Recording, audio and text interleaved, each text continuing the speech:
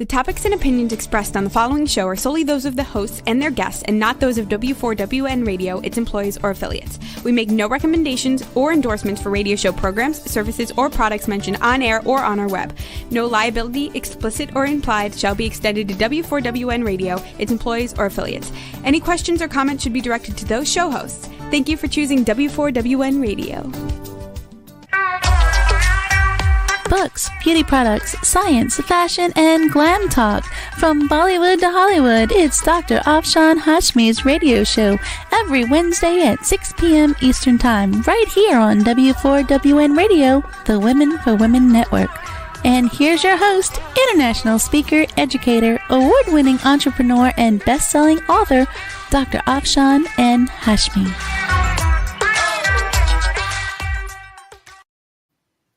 Hello everyone, this is your loving host Dr. Afshan Hashmi, live from the Florida studio of W4WN Radio and Talk 4 TV, and this show is syndicated worldwide to 300 million listeners. So if you give me sponsorship, just think how your product will be promoted in a grand way. And I just wanted to remind you that these are my two books, and if you haven't read these two books, please go and read these books, and they are available wherever books are sold. And these two books were Amazon bestsellers, and by the sale of this book I finance these shows. So I really need like a sponsorship and the sale of the book, a sale of the book. So please go and buy these two books and give me an honest review, and also please give me sponsorship. Having said that, I would like Jason, my sound engineer, to please play the first sponsorship film. Hello everyone, this is Dr. Afshan Hashmi, live from a barn in Virginia, and I just wanted to say for my W4WN Radio and Talk 4 TV, I request everyone who is listening to please give sponsorships if you want these shows to continue, because this show is syndicated worldwide to more than 300 million listeners. So if you give me sponsorship, your product will be promoted to more than 300 million listeners around the globe. And I wanted to tell you that to make these kind of shows, it requires a lot of money and energy. So I just want to request a sponsorship, and cheers and bye bye. And now friends, I will be reviewing a book which is called Spy Sites of Washington, D.C., A Guide to the Capital Region Secret. And here is the cover of the book, and I have it on my Kindle. And this book is written by Robert Wallace and H. Keith Melton with Henry R. Schlesinger. So let me read about the author and the book. Robert Wallace, a retired intelligence officer, also publishes under the name Bob Wallace. His first book, Nine from the Ninth, is a memoir of 1969 while assigned to Company E-75 Infantry Rangers Long Range Reconnaissance Patrol Company in Vietnam. This was followed by Spycraft, the secret history of the CIA spy text from communism to Al Qaeda, and the official CIA manual of trickery and deception. Look for his newest project with co author H. Keith Milton, Spy Sites of Philadelphia. This volume completes a three-book series of spy sites in Washington, Philadelphia, and New York, which together provide the only one of its kind historical perspective of the impact of spying in America from the Revolutionary War to the 21st century. Wallace's books are definite bestsellers in the field of intelligence and espionage history. Robert Wallace lives in Virginia. Editorial reviews. A pleasurable read, Spy Sites of Washington, D.C. is recommended for those interested in espionage history as well as any history minded visitors or residents of the nation's capital, Washington history. Readers can trust the expertise of the authors, a guidebook that should be invaluable for weeks of Sunday afternoon spy walks or drives, a first rate spy read, Five Cloaks, Five Daggers, Intelligencer Journal of U.S. Intelligence Studies. Fun, educational, and should get everybody to put down their electronics and roam about around the city. This is the ultimate Baedeker guide for spy enthusiasts about one of the greatest espionage targets in history, Washington, D.C. Intelligencer. This definitely informative book is a who's who of spy versus spy skullduggery in the world's most powerful city. Spy experts Robert Wallace and H. Keith Melton take us on a mesmerizing tour of traitors and tradecraft, revealing the wheres and whys of Washington's second oldest profession. It's a must read for both the curious and serious researchers. Bravo, Pete Early, New York Times best-selling author of Family of Spies, Inside the John Walker Spy Ring and Confessions of a Spy, the real story of Eldridge Ames. Wallace and Melter are expert chroniclers of the spy business. Spy Sites of Washington, D.C. is admirably detailed and thoroughly enjoyable. If you love their book Spycraft on the intricate world of espionage tradecraft, you will find Spy Sites an essential guide to the intelligence landmarks of Washington. David A. Hoffman, author of The $1 Billion Spy, a true story of Cold War espionage and betrayal. The author's incredibly well researched Spy Sites explores every nook and cranny of the nation's capital where a vast number of American spies and their foreign collaborators lived, worked, and secretly betrayed the country's secrets for over 2 centuries. This is not just a guidebook of those landmarks, but a must read comprehensive study of espionage in America, another tour de force by Wallace and Melton. Michael J. Selleck, retired director of the CIA's National Clandestine Service and author of Spying in America, Espionage from the Revolutionary War to the Dawn of the Cold War. Most Americans acknowledge that our nation's capital is ground zero in terms of spies per square inch. This new volume by Keith Melton and Bob Wallace puts flesh on those bones, combining museum worthy stories and actual addresses of the most famous espionage cases in America. The resulting book is a delectable history that lives and breathes as the pages are turned. Espionage aficionados and urban explorers alike will be delighted with this experience. Antonio J. Mendes, author of Argo. And now, friends, I will go on a break. And once I come after the break, then I will read little bit from the book. Would you love exposure for your business, product, or service to over 300 million potential listeners? Send an email to info@talkformedia.com. And now let's hear from some of our sponsors.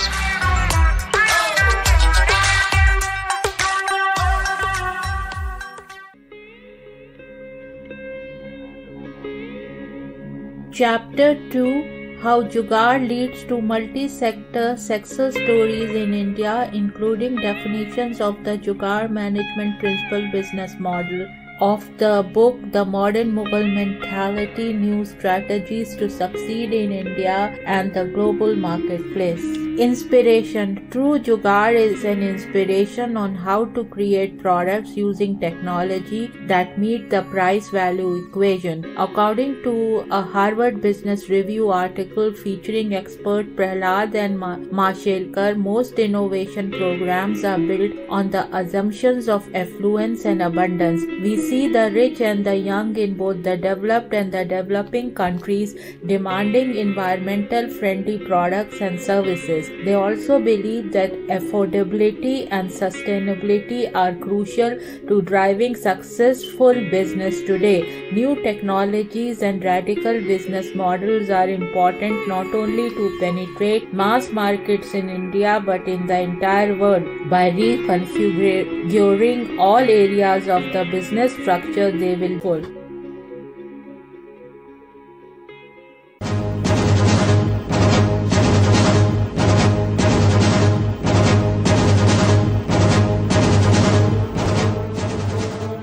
A monstrous infection is spreading worldwide. OMG, is this a simple infection or a deliberate attempt to ruin the human population? Or maybe it's bioterrorism. What is this global infection and who is spreading it? Help us find out. Go to Amazon and search for The Outbreak of a Monstrous Infection. The human race needs your help to make this go viral.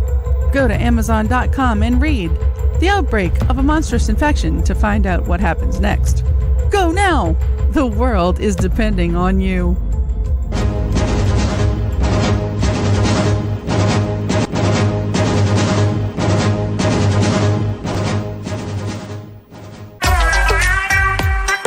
And now, back to Dr. Afshan Hashmi's radio show.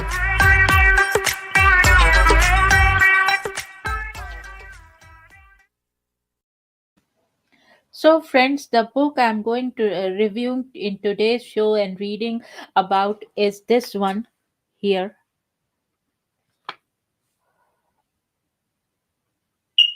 It's here. The beautiful cover is here. And it is Spy Sites of Washington, D.C., A Guide to the Capital's Region's Secret History by Robert Wallace and H. Melton with Henry R. Schlesinger. And I am going to first read little bit from the foreword by Peter Earnest. Foreword, and here it is. Do you remember the snow globe? Turn it upside down and think snow blanketed the inside. Now think of a globe with the scene of Washington, D.C., with a tiny White House, U.S. Capitol, and Washington Monument. Turn it upside down, see the swirling snow. Each tiny flake could easily stand for one of the hundreds of spies, men and women who have walked the streets of our capital since the city was founded in 1790. At the International Spy Museum, we say today there are more spies in Washington than in any other city in the world. Why have spies been drawn to this city for over 200 years? Because Washington is the capital of the United States, the city where the president and our other national leaders make decisions. Making decisions to form policy depends on having the latest and best information, what today we call intelligence. Leaders throughout history demand timely, accurate information to know everything possible about hostile countries or other threats they face. In the United States, this material is classified with distribution limited to the president, his close advisors, and other authorized users, whether it is derived from overhead satellites, electronic eavesdropping, or our own spies in foreign lands. So, this was a little bit from the forward, and now I will read little bit from the preface. Spies are successful when their espionage is never suspected. Not surprisingly, then spies usually spy where they normally work, play, and live. Effective spies blend into their environment using the camouflage of normality to avoid suspicion. In researching locations in the Washington area with ties to intelligence operations, we found spy sites in homes, hotels, restaurants, parks, monuments, brothels, bars, and governmental offices. We found them at street corners, under bridges, and on telephone poles. Some of these historic sites remain. Others have been demolished in redevelopment. Addresses change over centuries and buildings are rebranded or repurposed. Private homes where spies once lived are sold to new owners who may be unaware their resident occupies a place in America's clandestine history. As you visit any non public place we describe, please respect the property rights and personal privacy of present day owners. So, this is little bit from the preface. And now I will read from the introduction.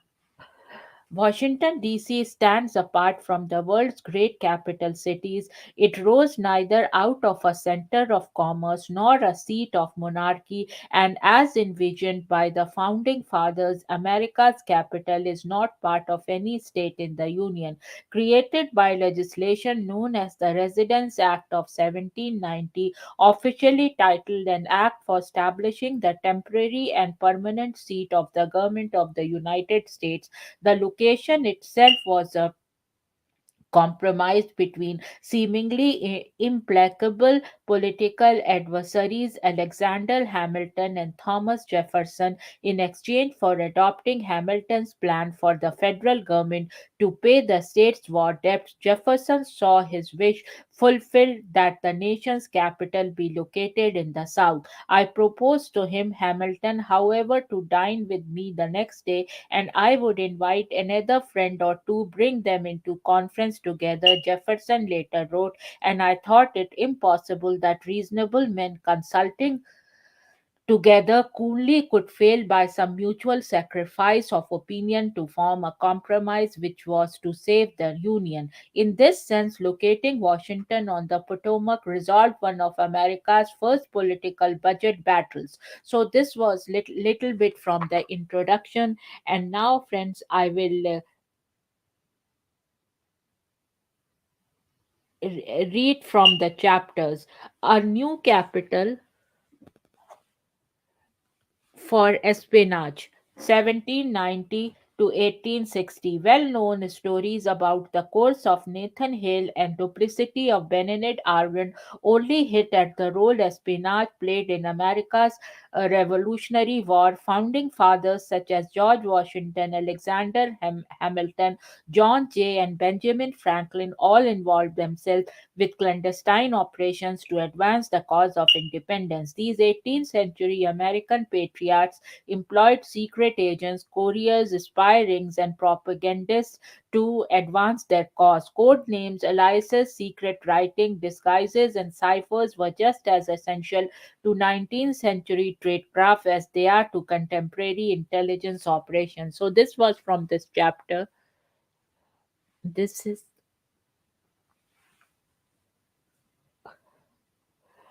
spymaster George Washington. George Washington is remembered as the father of our country's America's greatest commanding general.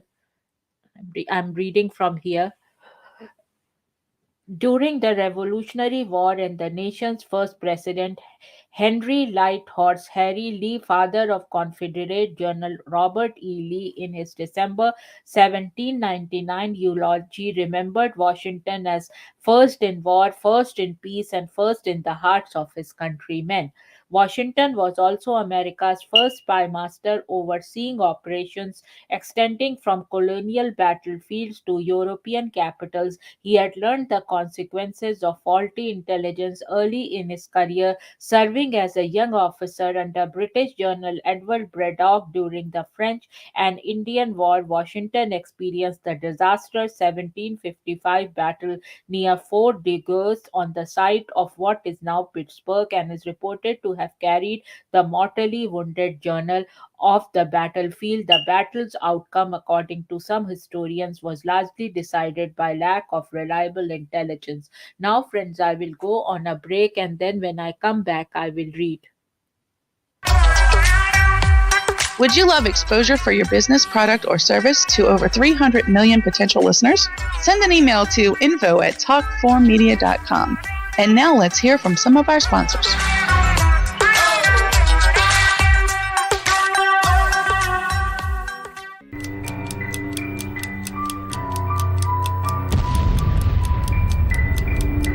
A monstrous infection is spreading worldwide. Oh my God, is this a simple infection or a deliberate attempt to ruin the human population? Or maybe it's bioterrorism. What is this global infection and who is spreading it? Help us find out. Go to Amazon and search for the outbreak of a monstrous infection.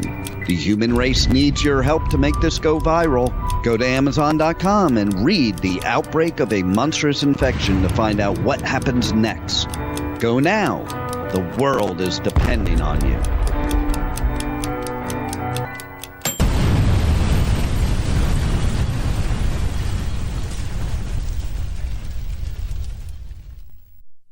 The Outbreak of a Monstrous Infection, Chapter 1, 1964 to 2018, and this is the sample track, and it is read by Dr.Afshan Hashmi.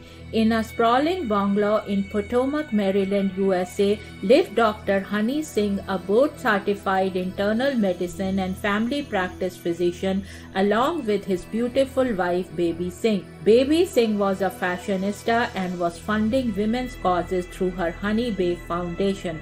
She had a ladies' book club by the name of Baby's Glam and Glitzy Club, which had many glam and glitzy ladies who were professionals living in Washington, D.C., Potomac, Maryland, Virginia, and even Beverly Hills, California, as well as elites from all of America meeting at her place on the last Wednesday of every month, discussing various aspects of charities they wanted her and Dr. Honey to fund. In this club, there was a wide spectrum of career women. There were doctors, lawyers, actresses, business owners, and models, to name a few. In these book club meetings, members would come prepared after reading a book of a famous woman author, and that author was even invited from any part of the world to give her presentation, followed by a Q&A in this prestigious and elite gathering.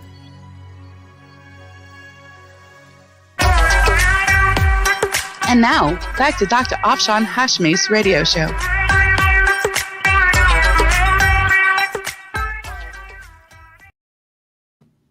So in this segment, friends, I will give my review of this book, and after this segment there will be a break, and then I will come and read little bit more from the book. So here is my review of this book, and here I go. I saw this book while browsing the shelves of Barnes & Noble. This is a great fun read for anyone interested in the history of both DC and the intelligence community. The book essentially tracks all the major spy-related events that have taken place in the DMV area, spanning the Civil War to the War on Terror. It includes details about each event and photos of the related locations. It's definitely an essential guide at the intersection of these two topics, but worth the read, especially for history buffs. A really great book to read about actually spy meetings and then go to the places and see them in person would be great fun. I give it 5 out of 5 stars. And now, friends, I will go on a break and will be back soon. Would you love exposure for your business, product, or service to over 300 million potential listeners? Send an email to info@talk4media.com. And now let's hear from some of our sponsors.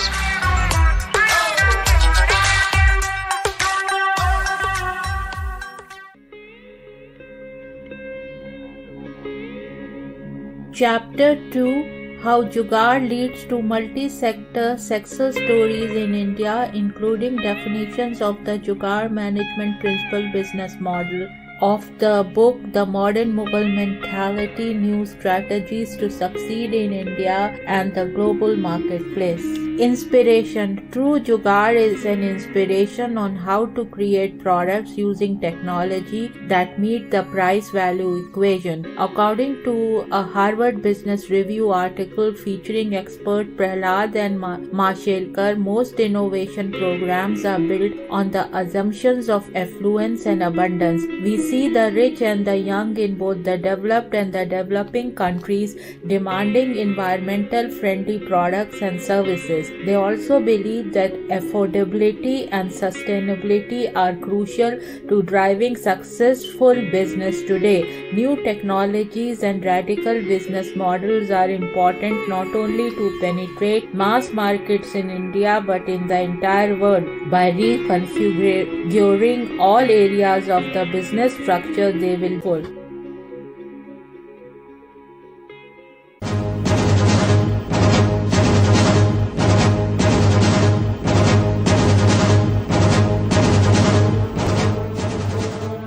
A monstrous infection is spreading worldwide. OMG, is this a simple infection or a deliberate attempt to ruin the human population? Or maybe it's bioterrorism. What is this global infection and who is spreading it? Help us find out. Go to Amazon and search for The Outbreak of a Monstrous Infection. The human race needs your help to make this go viral. Go to Amazon.com and read The Outbreak of a Monstrous Infection to find out what happens next. Go now! The world is depending on you.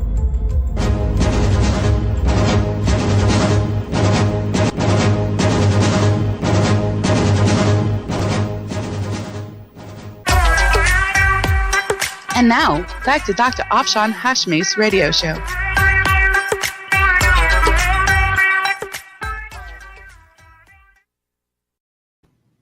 All my friends and all and fans and listeners, whoever listens to this show, please don't forget to buy these two books, because from the sale of these books I finance these shows.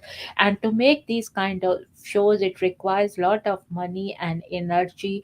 And so please go and buy these two books and give me an honest review. And also I would love to please, I want you guys to sponsor my this talk for TV show at W4WN radio, as well as at K4HD radio. And I have a private also show. So, and these all three shows are syndicated worldwide to 300 million listeners. So just think how your product will be promoted in a great way. Having said that, I will ask Jason, my sound engineer, to please play the second sponsorship film. Hello everyone, this is Dr. Afshan Hashmi, and I just wanted to request you that please give me sponsorship, and I am live from Melton, and this show is syndicated worldwide with more than 300 million listeners. And to produce these kind of shows, it requires lots of time and money. So please give me sponsorship if you want these shows to continue. And I'm live from Maryland. Having said that, friend, cheers and bye bye.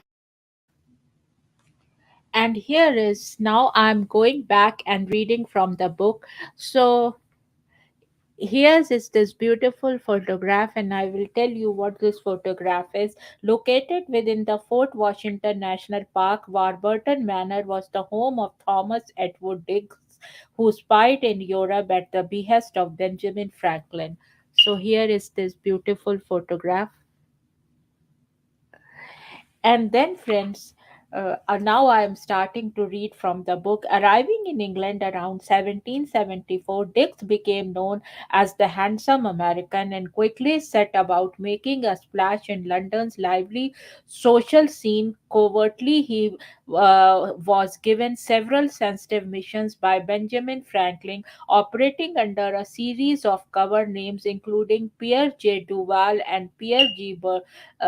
Bertrand. Dix became a clandestine campaign of assisting American ships' imprisoned crews, while also acting as a courier between Franklin and British officials. He also provided a safe house for prisoners who escaped the dreaded Mill and Fortin prisons and then smuggled them out of the country. Dix, careful not to keep incriminating papers, also did a poor job of tracking expenses. His financial records were either lost or destroyed. Money became an issue with the scrupulous Franklin. Dick's inability or unwillingness to provide a full accounting of funds prompted Franklin to turn against him with withering censure in writing to London merchant William Hodgkins on April 1, 1781. He who robs the rich even of a single guinea is a villain, but what is he who can break his sacred trust by robbing a poor man and a prisoner of 18 pence given charitably for his relief, and repeat that crime as often as there are weeks in a winter, and multiply it by robbing as many poor men every week as make up the number of near 600. We have no name in our language for such atrocious wickedness. If such a fellow is not damned, it is not worthwhile to keep a devil. And then Dolly Madison and George Washington's portrait. While every school child knows the story of First Lady Dolly Madison saving the White House, portrait of George Washington from marauding British troops, her role as lookout has gone largely ignored. With President Madison in the field attempting to rally his forces, she went to the White House roof with a spyglass to survey the distance battle and received situation reports from the field by courier. She maintained her observation post even after the 100-man contingent assigned to guard the White House scattered with British troops only a few miles away. The White House, after being burned by the British during the War of 1812, and here is the photograph. Eventually, Dolly gathered every official document she could find into a waiting carriage along with red silk velvet draperies from the Oval Room, a silver service, and the blue and gold low stuffed china purchased for the state dining room. Daniel Webster. The beautiful photographs and very historical photographs are here. Webster sought to diffuse the conflict without seeming to appease the British, using money from the State Department's contingency fund intended for diplomatic foreign espionage. He paid former Maine Congressman O.G. Smith to launch a covert campaign to sway public opinion in the Pine Tree State in favor of a compromise. Smith planted stories in local papers, spoke to politicians across the state, and lobbied vigorously. More money, some $14,500, would eventually come from a representative of the British Crown, Alexander Baring, first Baron Ashburton, sent to the United States to negotiate settlement. The Webster Law Building was located at 6th Street and Louisiana Avenue Northwest. While serving as Secretary of State, Webster launched a covert influence campaign that averted a war over the US Canadian border. And here is this photograph.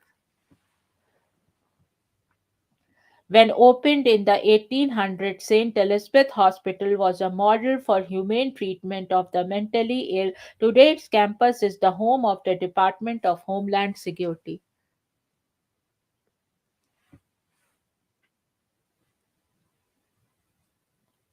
Civil War spies. The American 1861 to 1865, the American Civil War presented both sides with the motivation and operational environment for espionage. Spies and spy hunters shared common language, family ties, and a porous 2,000-mile border between the two belligerents. All of this created seemingly unlimited opportunities and challenges. Neither side had an official intelligence organization at the start of the war, though both quickly assembled ad hoc cadres of spies and spies master. So this was, friends, my review of this book.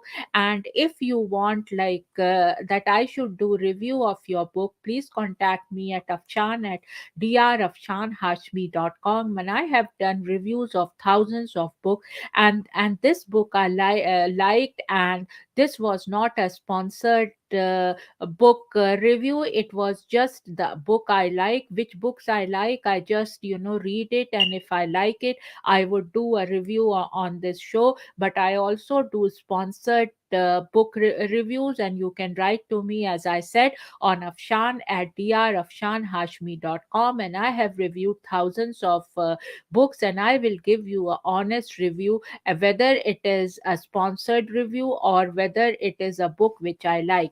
Having said that, friends, let me see how much time we still have. Little bit of time, so I thought I will utilize it reading. This is the beautiful photograph here in the book.